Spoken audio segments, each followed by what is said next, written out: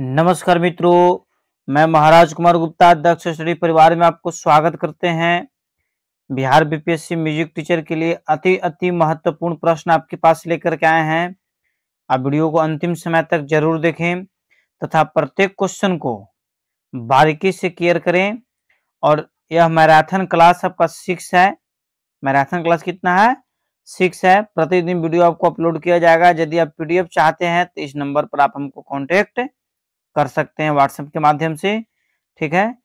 और इसमें जितने भी प्रश्न बताए गए हैं सभी के सभी चुनिंदा तथा एमसीक्यू मतलब एग्जाम के लिए अति महत्वपूर्ण प्रश्न है। इसलिए बिना समय गवाए हुए आज के प्रथम प्रश्न पर हम लोग ध्यान देंगे। दक्षिण भारतीय क्षेत्र में मालाबार का लोकगीत कौन सा है? ध्यान दीजिए, दक्षिण भारतीय क्षेत्र में मालाबार का लोकगीत कौन सा है? ए में है आपका क्रिकट्टी, बी में आपका है कोचाकुट्टी, सी में है लीरी और डी में है बिचीपट्टी। तो डी नंबर इसका आंसर हो जाएगा। आंसर क्या हो जाएगा? D number. डी कहने का मतलब है बच्चों कि विचिपट, ठीक है। दक्षिण भारतीय क्षेत्र में मालाबार का लोकगीत कौन सा है? तो विचिपट है। नेक्स्ट प्रश्न है आपका, ब्रजभूमि पर दीपावली के अवसर पर किए जाने वाले प्रसिद्ध लोक नृत्य कौन सा है? ब्रजभूमि पर दीपावली के अवसर पर, जब दीपावली चल रहा है आज, ब्रजभूमि पर दीपावली के अवसर पर किए जाने वाले प्रसिद्ध लोक नृत्य कौन सा है? ठीक बच्चों, तो इसका आंसर हम डायरेक्ट बता देना चाहते हैं आपको है कि चरकाल नृत्य। ब्रजभूमि पर दीपावली के अवसर पर किए जाने वाले नृत्य का नाम क्या है? चरकला नृत्य। नेक्स्ट प्रश्न मित्रों, कि पाश्चात्य स्टाफ नोटेशन में मिंड का क्या नाम है? पाश्चात्य स्टाफ नोटेशन में मिंड का क्या नाम है? तो इसका आंसर हो जाएगा बच्चों असलर, आधा स ल और असलर, ठीक है। अर्थात पाश्चात्य स्टाफ नोटेशन में मिंड का क्या नाम है? तो असलर। नेक्स्ट प्रश्न बच्चों, सर्वप्रथम किसने प्रबंधों का उल्लेख किया था? सर्वप्रथम किसने प्रबंधों का उल्लेख किया था? तो इसका आंसर हो जाएगा मित्रों ए नंबर, अर्थात नारद है। सर्वप्रथम किसने प्रबंधों का उल्लेख किया था? तो नारद है। सर्वप्रथम किसने प्रबंधों का उल्लेख किया था? तो नारद साहब है। अगला प्रश्न है, स्टाफ नोटेशन में स्वर को एक सेमीटोन ऊंचा करने पर क्या कहते हैं? ठीक है, स्टाफ नोटेशन में स्वर को एक सेमीटोन ऊंचा करने पर क्या कहते हैं? ए में बच्चों आपका आंसर है शार्प, यही आपका आंसर हो जाएगा शार्प, ठीक है। आंसर क्या हो जाएगा? शार्प। कहने का मतलब है कि स्टाफ नोटेशन में स्वर को एक सेमीटोन ऊंचा करने पर क्या कहते हैं? तो शार्प कहते हैं। ध्यान दीजिए, पंडित विश्वमोहन भट्ट को किस उपाधि से सम्मानित किया गया है? पंडित विश्वमोहन भट्ट को किस उपाधि से सम्मानित किया गया है? तो इसका आंसर हो जाएगा बच्चों पद्मश्री से। पंडित विश्वमोहन भट्ट को पद्मश्री से सम्मानित किया गया है। पंडित विश्वमोहन भट्ट को पद्मश्री से सम्मानित किया गया है।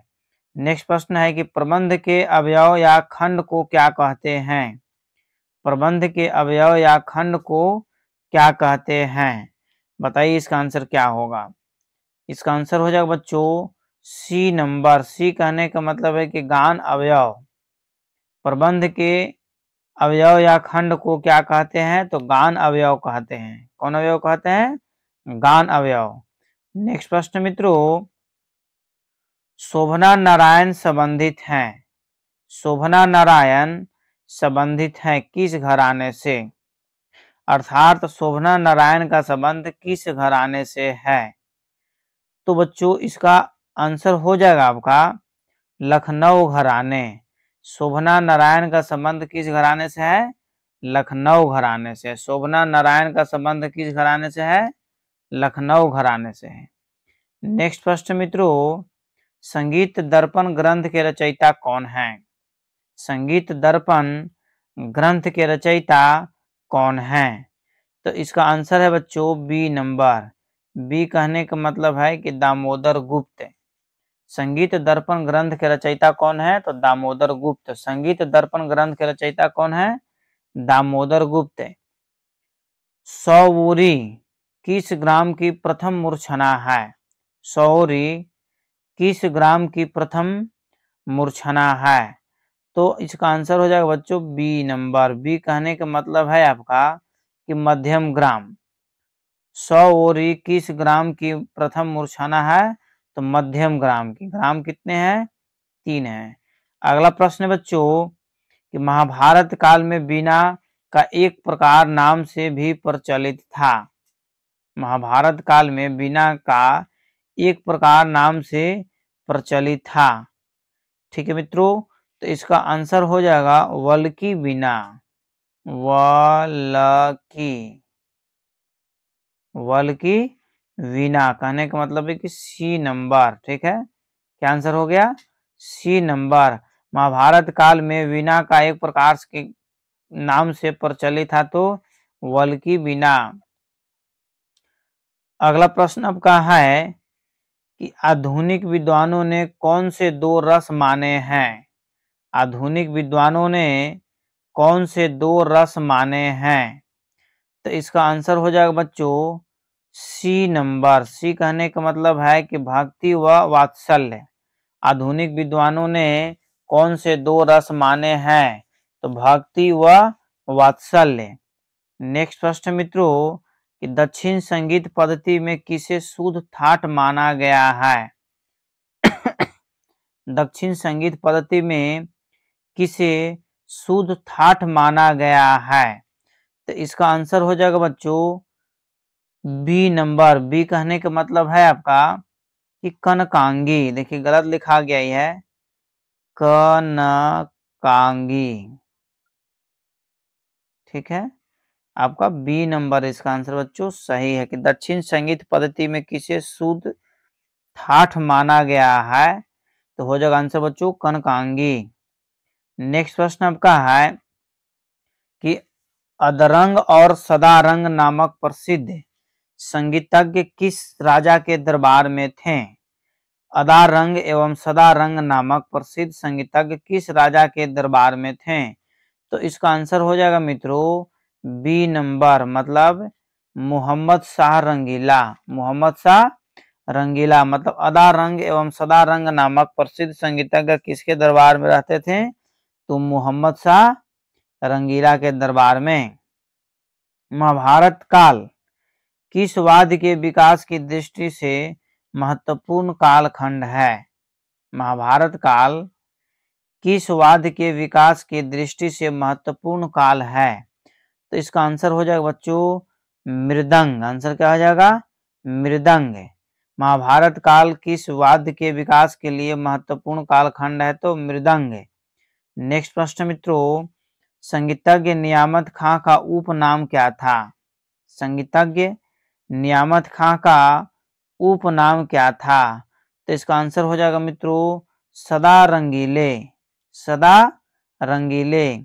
नेक्स्ट प्रश्न है टप्पा गायकी का आविष्कार किसने किया था? टप्पा गायकी का आविष्कार किसने किया था? तो इसका आंसर हो जाएगा मित्रों बी नंबर, मतलब मियां शौरी। टप्पा गायकी का आविष्कार किसने किया था? तो मियां शौरी। टप्पा गायकी का आविष्कार किसने किया था? तो मियां शौरी। अस्थाई भावों की संख्या कितनी है? अस्थाई भावों की संख्या कितनी है? तो इसका आंसर हो जाएगा बच्चों बी। बी कहने का मतलब है कि 8 है। अस्थाई भावों की संख्या कितनी है? तो 8। अस्थाई भावों की संख्या कितनी बच्चों? 8 है। वाद्य वृंद के लिए संज्ञा दी जाती थी। वाद्य वृंद के लिए संज्ञा दी जाती थी। तो इसका आंसर हो जाएगा मित्रों ए नंबर। ए कहने का मतलब है कि तूर्य। वाद्य वृंद के लिए संज्ञा दी जाती थी तो तूर्य। वाद्य वृंद के लिए संज्ञा दी जाती थी तो तूर्य। नेक्स्ट प्रश्न है कि निम्नलिखित में से श्रुति नाम को इंगित करें, अर्थात निम्नलिखित में से जो 22 श्रुतियां हैं इसमें से कौन है जो श्रुतियां है। तो रजनी भी आपको श्रुति है, मंदा भी श्रुति है, क्रोधा भी श्रुति है, अर्थात ये सभी सही है। आंसर क्या हो जाएगा? डी। निम्नलिखित में से श्रुतियों का नाम को इंगित करें तो रजनी भी श्रुति ही है, मंदा भी श्रुति ही है, क्रोधा भी श्रुति है, अर्थात इनमें से सभी सही हैं। अगला प्रश्न मित्रों कि वर्षा ऋतु में किस अंग के राग गाए जाते हैं?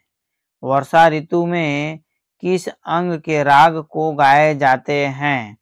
तो इसका आंसर हो जाएगा बच्चों सी नंबर, मल्हार।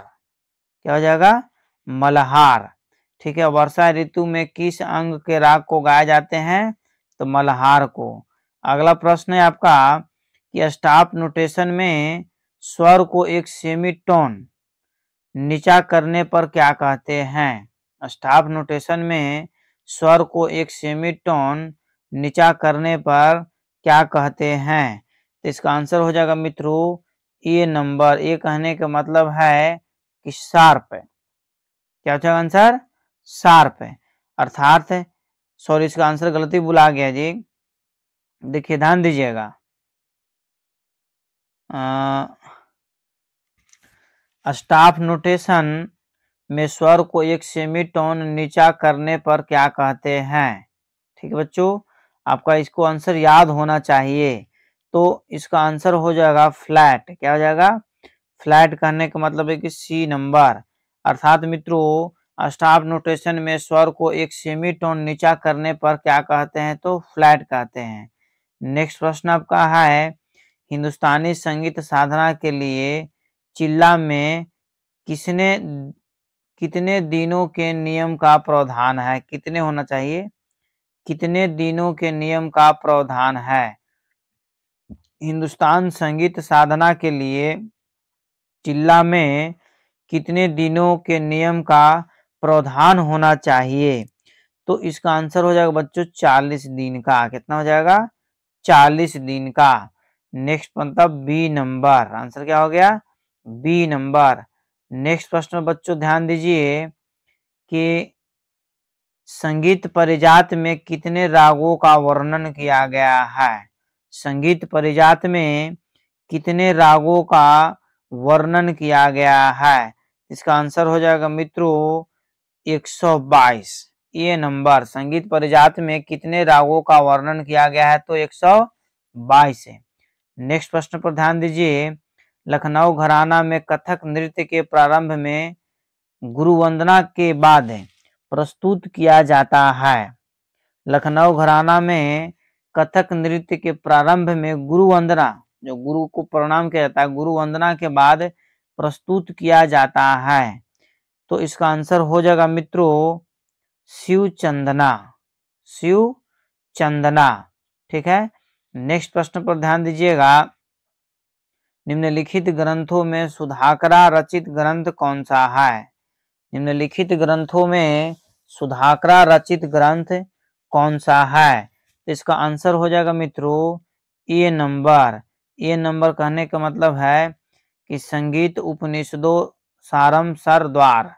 नेक्स्ट प्रश्न है आपका कि रुद्र ताल की कुल मात्राएं कितनी है? रुद्र ताल की कुल मात्राएं हैं। तो इसका आंसर हो जाएगा बच्चों बी नंबर। बी कहने का मतलब है कि 11। रुद्र ताल की कुल मात्राएं कितनी है? तो 11। रुद्र ताल की कुल मात्राएं कितनी है? तो 11। प्रबंध को किस गान के अंतर्गत रखा गया है? प्रबंध को किस गान के अंतर्गत रखा गया है? तो इसका आंसर हो जाएगा मित्रों बी नंबर, मतलब निबंध गान। प्रबंध को किस गान के अंतर्गत रखा गया है? तो निबंध गान। अगला प्रश्न है कि भरत द्वारा बताए गए अस्थाई भावों के अनुरूप कितने रस बताते हैं? भरत द्वारा बताए गए अस्थाई भावों के कितने अनुरूप रस बताते हैं? तो इसका आंसर हो जाएगा मित्रों 8। कितना हो जाएगा? 8। 8 कहने का मतलब है कि ए नंबर। भरत द्वारा बताया गया अस्थाई भाव के अनुरूप के कितने रस हैं? तो 8 है, 8 है। स्त्रियों की गायन सीमा कौन सी है? स्त्रियों की गायन सीमा कौन सी है?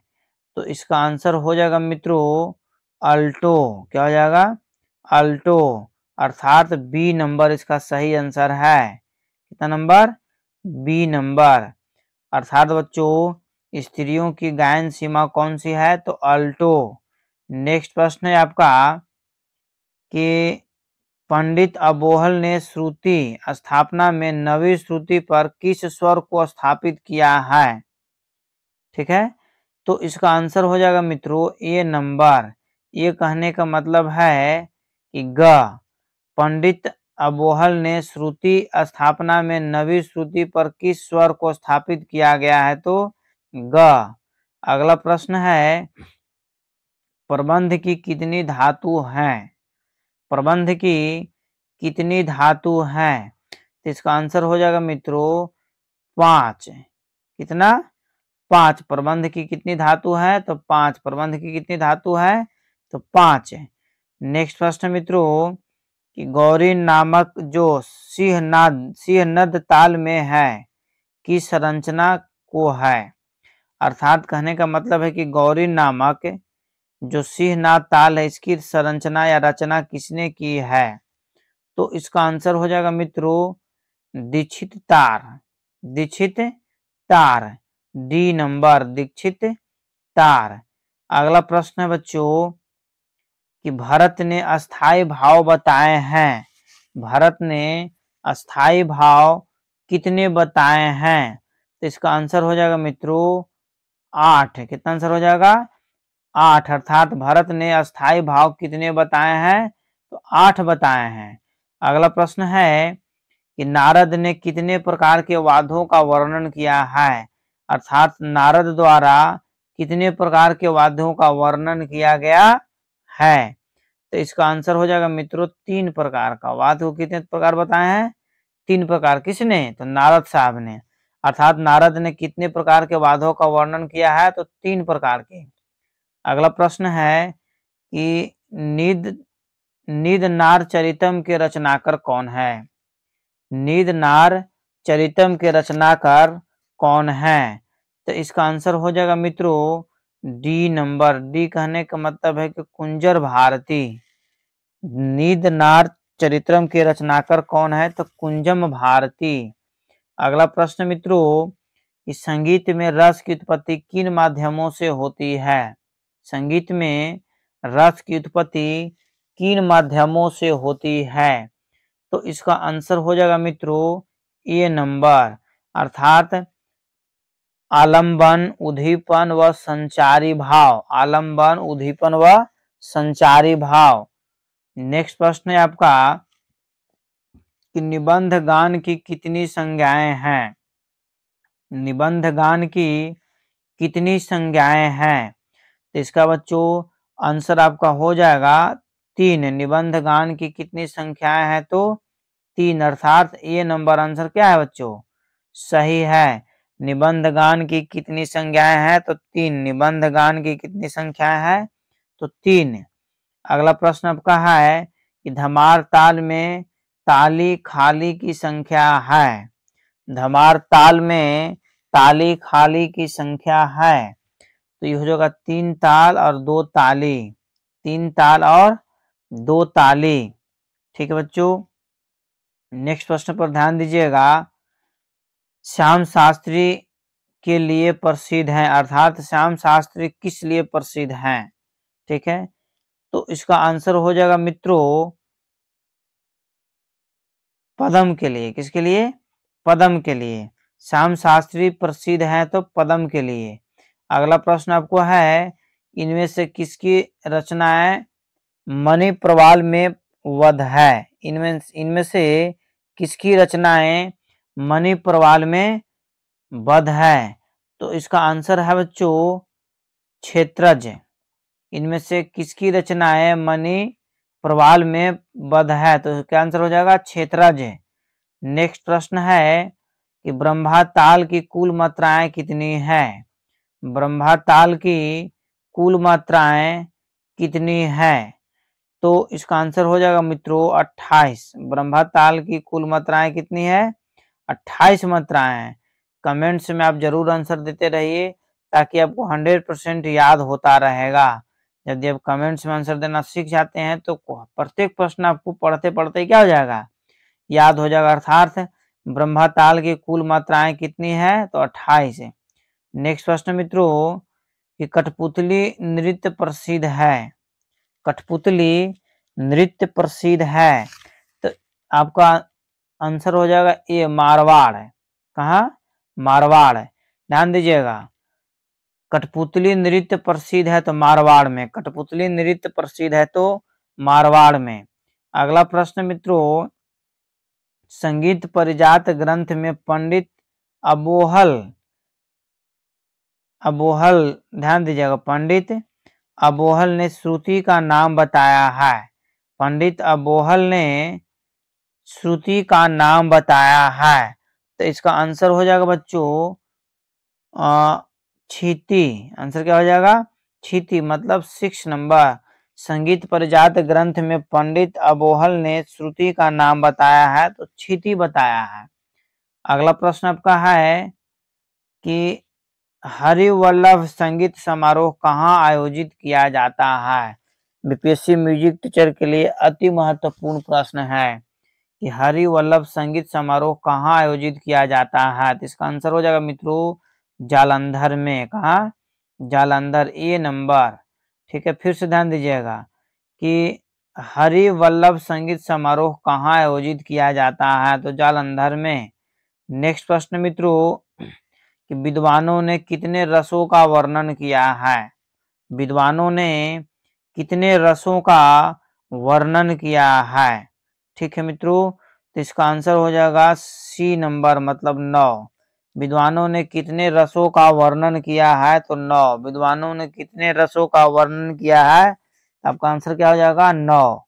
अगला प्रश्न है कि यजुर्वेद काल में गाथा, नराशंसी आदि को क्या कहा जाता था। यजुर्वेद काल में गाथा, नाराशंसी आदि को क्या कहा जाता था, तो इसका आंसर हो जाएगा मित्रों लौकिक संगीत। क्या बोला जाता था, लौकिक संगीत। ठीक है, यजुर्वेद काल में गाथा, नाराशंसी आदि को क्या कहा जाता था, तो लौकिक संगीत। अगला प्रश्न मित्रों, संगीत रत्नाकर के अनुसार तालों की संख्या कितनी है। संगीत रत्नाकर के अनुसार तालों की संख्या कितनी है, तो इसका आंसर हो जाएगा मित्रों पूरी 100। तालों की संख्या कितनी है, 100। अर्थात संगीत रत्नाकर के अनुसार तालों की संख्या कितनी है, तो कितना टिक करिएगा, 100। ठीक बच्चों, तब तक जैसे आप हमारे साथ बने हुए रहें। और एक चीज और महत्वपूर्ण सूचना है कि जिन जिन बच्चों को फॉर्म नहीं भरा रहा है, कुछ लोगों का मैसेज आया हुआ है, कॉल्स आए हुए हैं कि सर दोनों में से कोई एक ही भरा रहा है, पेपर 1 या पेपर 2, जो भरा रहा है उसको भर दीजिए। ठीक है, पेपर 2 भरा रहा तो सबसे पहले पेपर 2 पर आप कमांड करिए, ठीक है ना, क्योंकि पेपर 2 में सैलरी ज्यादा है, ठीक है, और पोस्ट भी अच्छा है। इसलिए म्यूजिक से जो भी बच्चों पेपर 2 भर दीजिए। एक बार आप चैनल को सब्सक्राइब जरूर कर लीजिए। और एक चीज और कि आप कमेंट्स में आंसर अवश्य देते रहिए। तब तक के लिए आप स्वस्थ रहिए, मस्त रहिए। हैप्पी दीपावली। एक बार प्रेम से बोलिए भारत माता की जय, भारत माता की जय।